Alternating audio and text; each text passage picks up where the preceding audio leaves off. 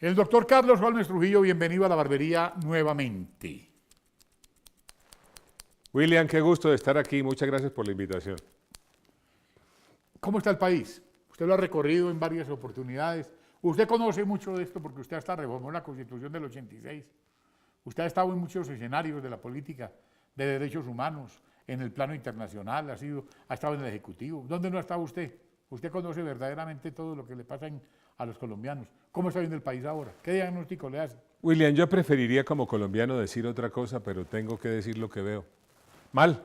La economía mal, la situación política mal, las expectativas de los ciudadanos preocupantes, la confianza del consumidor deprimida, la producción industrial cayendo, las ventas deprimidas, los impuestos agobiando a la gente y una gran incertidumbre con respecto a la aplicación del acuerdo Santos-Timochenko que está arrasando con la institucionalidad. Todo eso lleva ¿a qué? A que el sentimiento nacional sea un sentimiento de pesimismo, de rechazo a todos los poderes, de rechazo a lo que tenga que ver con lo público y con lo político y por supuesto a un escenario de incertidumbre muy peligroso para el país. Lo vi reunido en Montería con un grupo de ciudadanos indefensos que decían que estaban extorsionados. Es verdad, William. Mire, ¿dónde uno va? ¿Qué le están diciendo los colombianos en distintas zonas de Colombia? Que la violencia está creciendo, que se están volviendo a presentar casos de secuestro, que la extorsión es una epidemia, que el abigeato está en unos niveles inconcebibles e inaceptables. Y lo más grave es que quienes hacen esas denuncias están diciendo que tienen que pagar porque el gobierno no cumple con el deber que tiene de defenderlo. Es decir, estamos frente a un escenario de gran incertidumbre y cada día es para mí más claro que el esfuerzo tiene que dirigirse a cambiar el rumbo porque Santos le ha hecho mucho daño a Colombia. Creo que este es el gobierno más corrupto que ha habido en la historia política de Colombia, como lo repito diariamente en la hora de la verdad. El sátrapa, el comandante Santiago, el camarada de tiro fijo Timochenko y toda esa recua de criminales es el que está hoy rigiendo los destinos de la patria. Es un dolor tener que decirlo, pero así lo siente la sociedad porque la gente se siente desprotegida. Estamos gobernados por el crimen y por el narcotráfico.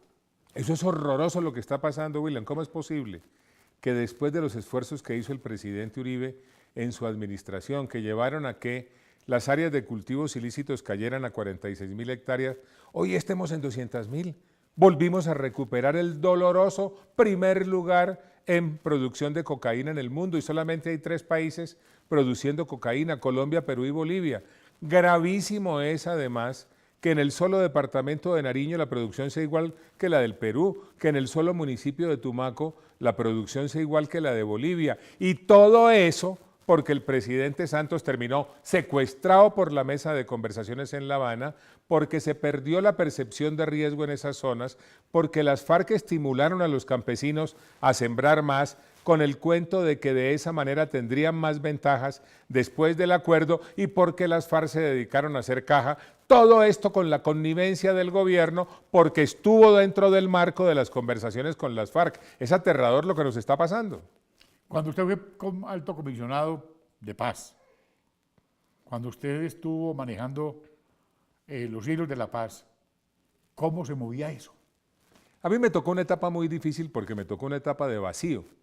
Veníamos de la época de Tlaxcala, ese esfuerzo no prosperó, se rompió abruptamente y se rompieron de igual manera los lazos de comunicación entre el Estado, el gobierno y esos grupos, de manera que fue en una primera etapa un proceso de reconstrucción de posibilidades, pero naturalmente me sirvió para aprender de los errores. ¿De qué error, por ejemplo, aprendí? El planteamiento ese de las conversaciones en medio de la guerra, en medio de las balas, en medio de las bombas, es un horror. Por esa razón tiene tanto sentido lo que siempre plantea el presidente Uribe relacionado con que hay que exigir la cesación de acciones criminales como condición inamovible para conversar. Cuando usted habla de Tlaxcala, recuerdo un diálogo que sostuvieron el viejito que acá ahora Horacio Serpa y Alfonso Cano, a quien mandaron a asesinar quienes hoy están haciendo la paz con las FARC. Y le dijo Alfonso Cano a Horacio Serpa, porque a raíz del asesinato de Argelino Durán Quintero, se rompió eso, ¿cierto? Así es. Le dijo, nos encontramos dentro de 5.000 muertos. Es que no hay duda de que buscar la paz es el camino apropiado para la sociedad colombiana, pero eso no puede conducir a confusiones. No se puede señalar, por ejemplo, que la acción legítima de la fuerza del Estado es guerrerismo. Eso no es guerrerismo. Eso es el cumplimiento de las obligaciones constitucionales y legales que tienen los jefes de Estado cuando juran cumplir con la Constitución y con la ley. La opción política es una opción naturalmente en condiciones aceptables. Pero ¿qué nos pasó ahora? Que Santos le entregó la institucionalidad a las FARC. ¿Qué es, por ejemplo, la Jurisdicción Especial para la Paz? Es la aceptación del concepto de justicia de las FARC. ¿Qué es, por ejemplo, incorporar en la Constitución el Acuerdo Santos-Timochenko? Es la entrega de la institucionalidad colombiana a las FARC.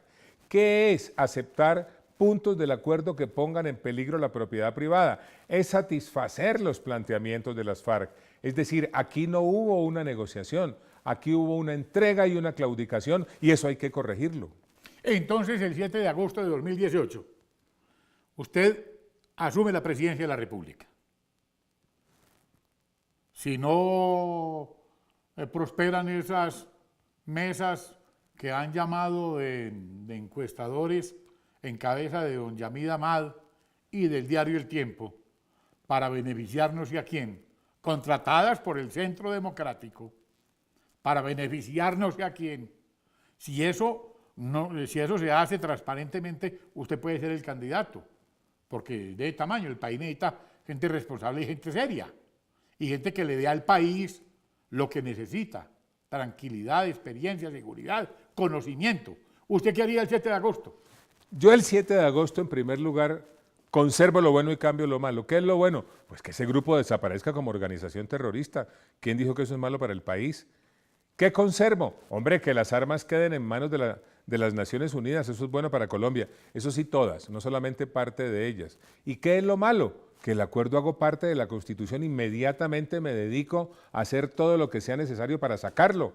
¿Qué es lo malo? Que el narcotráfico sea considerado como delito conexo al delito político. Eso hay que cambiarlo. ¿Qué es lo malo? Que haya puntos que afecten la propiedad privada. Eso hay que cambiarlo. ¿Qué es lo malo? La Jurisdicción Especial para la Paz, que arrasa con las seguridades jurídicas de los colombianos, y eso hay que derogarlo para cambiarlo. ¿Qué es lo malo? Que aquí tengamos una instancia que está por encima de la Constitución, a la cual hay que pedirle permiso para aprobar leyes, para aprobar actos legislativos y para expedir decretos. Eso también hay que cambiarlo, porque eso afecta el principio de independencia de los poderes y de su división. Todo eso hay que cambiarlo.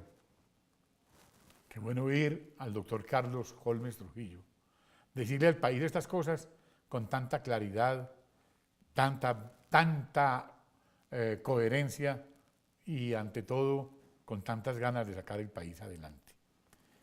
Pero a uno le quedan unos agridulces muy grandes.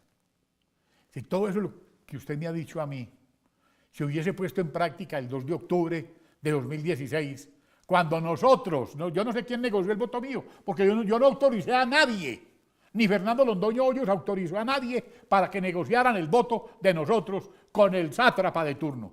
Y lo negociaron, negociaron la voluntad popular. ¿Por qué la negociaron? William, yo viví muy de cerca ese episodio. Muy de cerca. Yo a usted le tengo la obligación de creerle, pero uno habla aquí en estas barberías a nombre del pueblo. Yo viví muy de cerca ese episodio porque lo viví en compañía de mis colegas promotores del no con el expresidente Uribe. Puedo dar testimonio histórico de la actitud responsable, tranquila, serena del expresidente Uribe, quien en lugar de actuar ese día como general del ejército victorioso y salir a reclamar una victoria en un momento de incertidumbre nacional muy complejo, lo que hizo fue plantear un gran acuerdo nacional para la paz que implicaba ¿qué? que implicaba cambiar de fondo aquellos puntos que habían conducido a la victoria del no en el plebiscito. Ese fue el planteamiento del Acuerdo Nacional para la Paz. Se planteó con toda claridad cuál era la aspiración de los voceros del no. Se defendió esa idea hasta último minuto. Por esa razón, ante el fracaso de ese esfuerzo, nosotros nunca apoyamos el acuerdo Santos-Timochenko. Le dijimos al presidente Santos cómo iba a ser de grave que no tuviera paciencia suficiente para avanzar en un acuerdo nacional para la paz. Los hechos nos están dando la razón. ¿Cuál es esa nueva oportunidad? Las elecciones en mayo del 2018, y por eso tenemos que ganar en la primera vuelta para echar para atrás todo lo malo y reconstruir un camino que pueda llevar a Colombia a una paz sólida, verdadera, duradera y estable. Yo me fui para la casa de un precandidato a acompañarlo a armar el árbol de Navidad. Entonces yo le dije, ¿dónde están las bolas? No, es que él está por fuera, está por allá en otro sitio, como de pronto en Yopal, yo no sé, echando discursos y ahí ese árbol se quedó sin bolas. Con eso le digo muchas cosas, y el que entendió, entendió. Pero el país no va a soportar que cuando se vote en el 18 nos vuelvan a ir la misma prueba.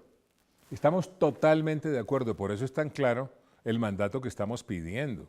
Es que el mandato tiene que ser claro, contundente, arrollador, inmensamente mayoritario. ¿Para qué? Para poner en marcha el mandato que recibamos de los colombianos. Entre otras cosas, y hay que decirlo, William, porque Santos y Timochenko quieren acabar con la soberanía popular. ¿Cómo les parece a ustedes que nos quieren meter el cuento de que ese acuerdo no lo puede tocar nadie en el curso de los 3 próximos periodos presidenciales? ¿Cómo así? ¿Y entonces las elecciones para qué se hacen? Por eso. ¿Y entonces el resultado de las elecciones para qué sirve? Por eso. Por Dios, por eso tiene que ser contundente, por eso tiene que ser claro. Y además lo digo con esta nitidez por una razón adicional. Ya sabemos lo que hacen, ya sabemos lo que hicieron en la segunda vuelta en el 2014 y no podemos correr el mismo riesgo. Vamos a utilizar una expresión popular. Al perro no lo capan 2 veces y tenemos que impedir que eso suceda. Porque nos quedamos hasta sin los 3 huevitos, al paso que quedaron las cosas. Es la verdad. Yo celebro vivamente estar con una persona como usted aquí, hablando así de claro, como el país quiere oír, a un líder que yo sé que no nos engaña, que nos está diciendo la verdad, porque usted es uno de los hombres que más claro habla en este país y que más cosas valientes dice. Son las cosas que a uno le gustan y que el pueblo colombiano necesita escuchar. Que nosotros, desde un medio de comunicación, con el doctor Fernando Londoño Hoyos, acompañándolo a él, quien llegó hasta ofrendar su propia sangre por defender esta democracia, no lo podemos tampoco dejar solo. Es así. Déjeme decirle a William lo siguiente. El doctor Fernando Londoño, para hablar de él, es una de las figuras más brillantes que el país tiene. Tiene un conocimiento ecuménico, una cultura aleccionadora, una capacidad de lucha como la que tienen que tener los grandes líderes de una nación. Yo lo respeto, lo admiro, le tengo además inmensa admiración por ese valor que lo distingue y tengo la certeza de que él seguirá jugando en este proceso un papel central, con su estilo, con su visión, con su manera de plantear las cosas, y todo eso es muy útil para el país. Nos están llevando ahora a una guerra civil. Es muy peligroso lo que está pasando, y yo quiero decirle a los televidentes lo siguiente: cuidado, cuidado, esto no va por un buen rumbo. Aquí vamos aceleradamente hacia una etapa de desestabilización muy peligrosa. Tenemos tiempo de corregirla. Infortunadamente el espacio que nos queda no es tan grande como desearíamos tenerlo, pero frente a esta claridad no queda sino una respuesta. La respuesta es la movilización democrática, la respuesta es el levantamiento democrático, la respuesta es salir decidir mayoritariamente y en forma contundente, otorgando un mandato respecto del cual no haya duda alguna.